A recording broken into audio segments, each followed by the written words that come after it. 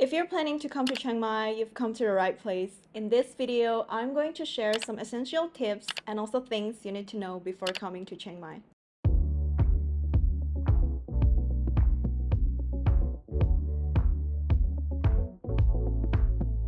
Tantas cosas que quiero explorar contigo.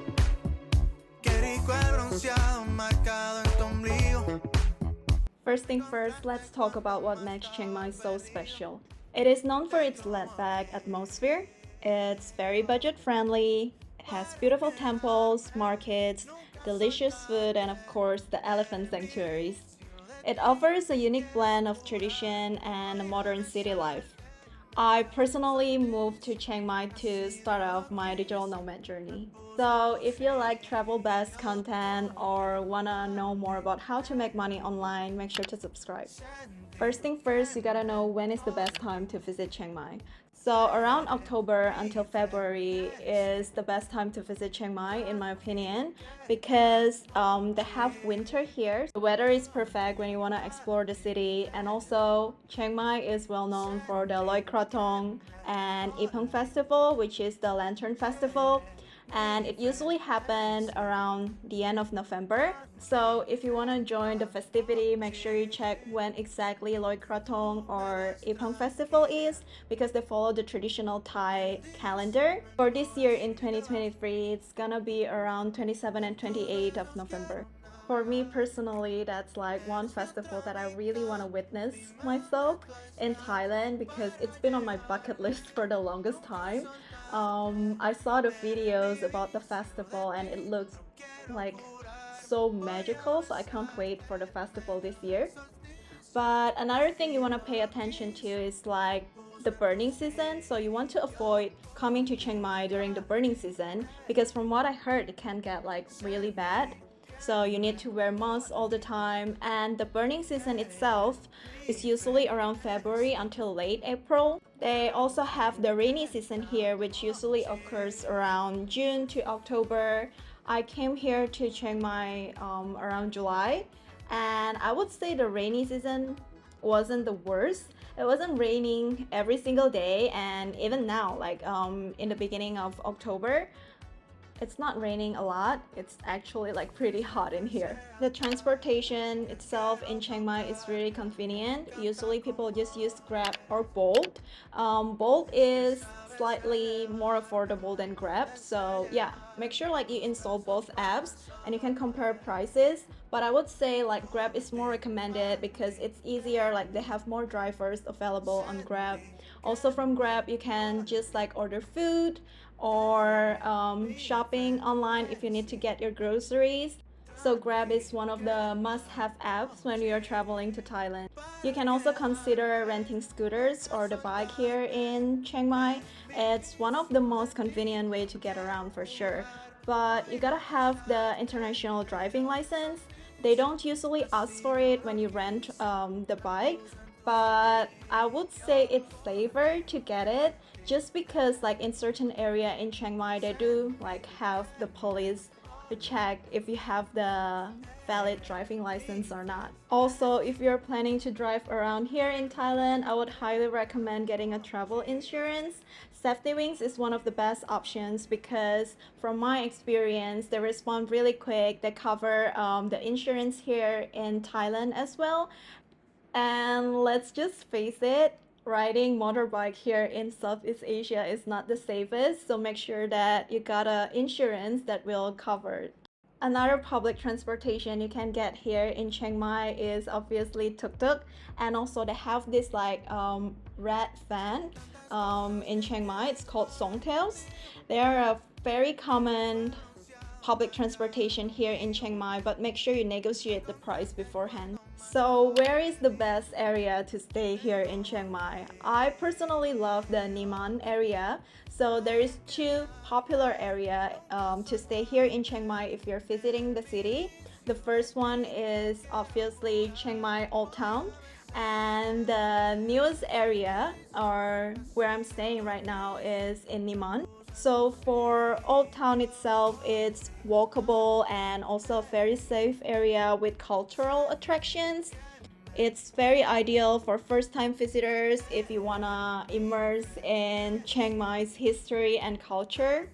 And it's very close to night market and Sunday walking street market, which you definitely don't want to miss if you're coming to Chiang Mai.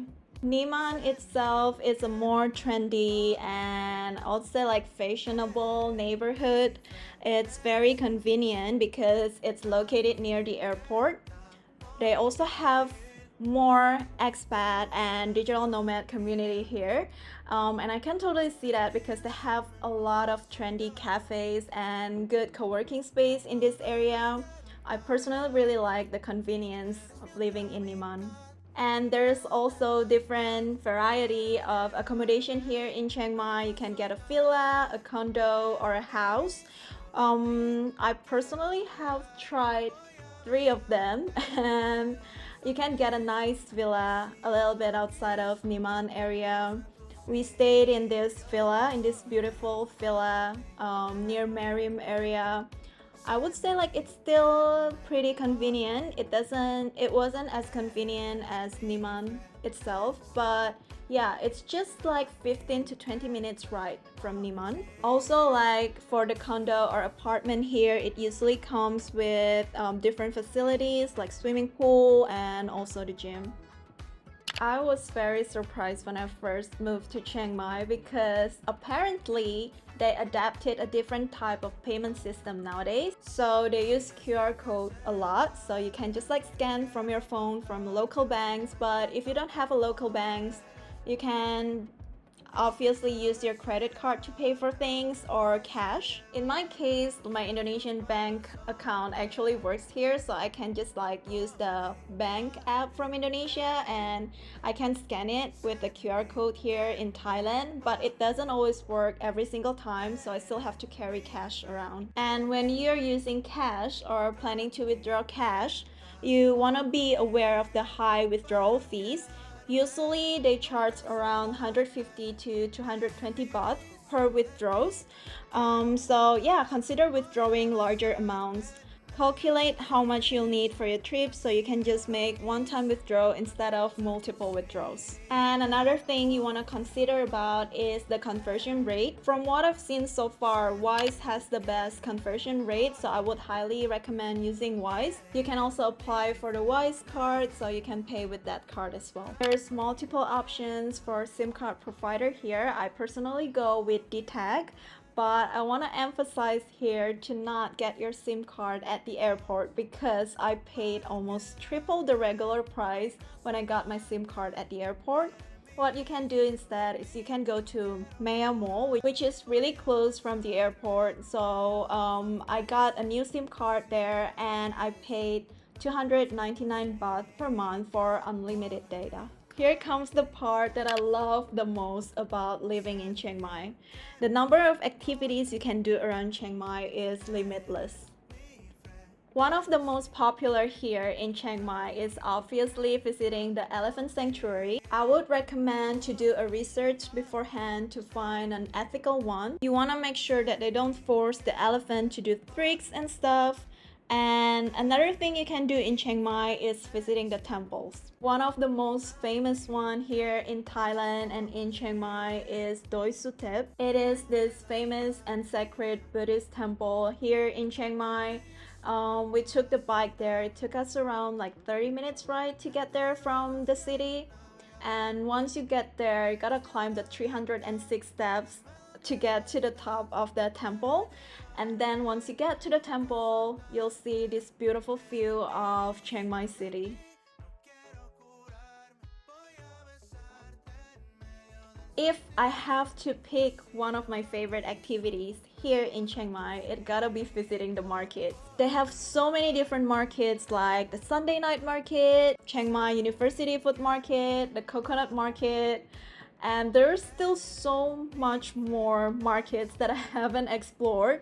But yeah, it's one of my favorite activities because besides of just like having a slow morning or like a slow weekend at the market, you get to like experience the life here, the local life here in Chiang Mai. Also, you got to taste a lot of different variety of food. But I'll talk more about things you can do in Chiang Mai in my upcoming videos, so make sure to subscribe and like this video. If you're planning to stay longer in Chiang Mai and if you have the time, I would highly recommend going to Mae Kampong and also Mon Jam. Both locations are located a little bit outside of Chiang Mai, but it's so easy to get there. We took the bike and you can reach both places within 1 hour, so it's perfect for weekend getaway. Mae Kampong itself is this hidden village, hidden small village in the mountains, and once you got there, you get a totally different vibe from what you usually get from the city. So I would highly recommend that. You can also watch my video about Mae Kampong. And Mon Jam itself is well known for its camping sites. And don't worry if you're not into like camping in a tent, the tent that they have there is like a comfortable tent. And I also made a separate video about places you can visit when you go to Mon Jam. But yeah guys, that's it for this video. If you have any questions about Chiang Mai, please let me know in a comment section below, and I'll see you on my next video. Bye!